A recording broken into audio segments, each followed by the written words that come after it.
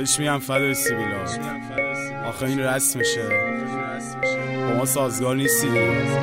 میگی فلانی ببخشید، یه چی رو ببخشید؟ چیزی نمونده که ببخشید. کارات بازگیره داداش، میدونی یه چیزایی رو باید روک کن. جا واسه چند تا فوش هم نذاشتی. این یکی برای همه لاشخوراست. آره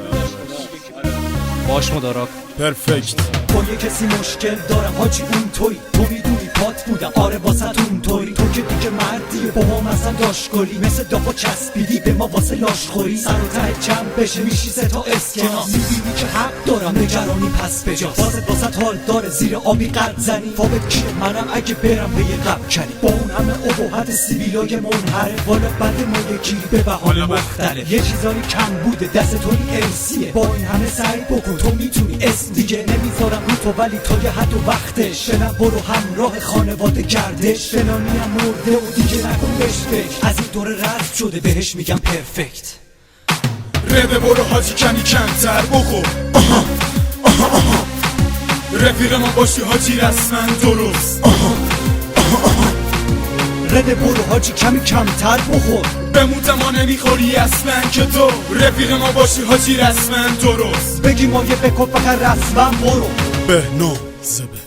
نزدیک که بوده رفیق از قصد من یه چی میخواد یادگاری از دست من به یه چیزی چسبیده حتی شده تسبیح اینا جای فوش داره یا که جای تصدیق ازش اگه کم داره یا نرسه دستش پایه واسه رفاقت تا برسه قصداش یکی کند و برده ولی باز چه کم داشت گفتم بکی باشه خدا پشت و همراه فقط بکی از این دوره رفاقت و آسفالت حواله کن بده به یه خریدار آشنا تو یه چیزی کم داری فقط میخوا بکنی عوارضی میخوا واسه رفاقت دمدمی فکر کنی طرف تو مثل تو ابله سرش بره که بزنه واسه مایه لهله تهش چیه که به واسه ته جیب دوستان مایه باشه تو لاشخوری همه باستان رده برو حاجی کمی کمتر بخور رفیق ما باشی حاجی رسما درست رده برو حاجی کمی کمتر بخور بموت ما نمیخوری اصلا که تو رفیق ما باشی حاجی رسما درست بگی ما یه بکن فقط رسما برو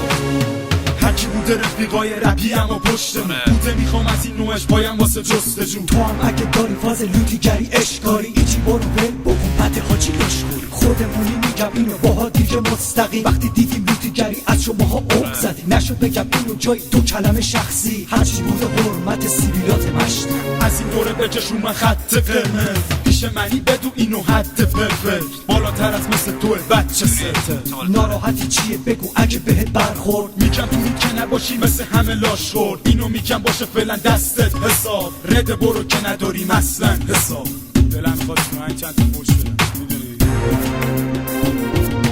رده برو حاجی کمی کمتر بخور رفیق ما باشی حاجی رسما درست رده برو حاجی کمی کمتر بخور بموت ما نمیخوری اصلا که تو رفیق ما باشی حاجی رسما درست بگی ما یه بکن فقط رسما برو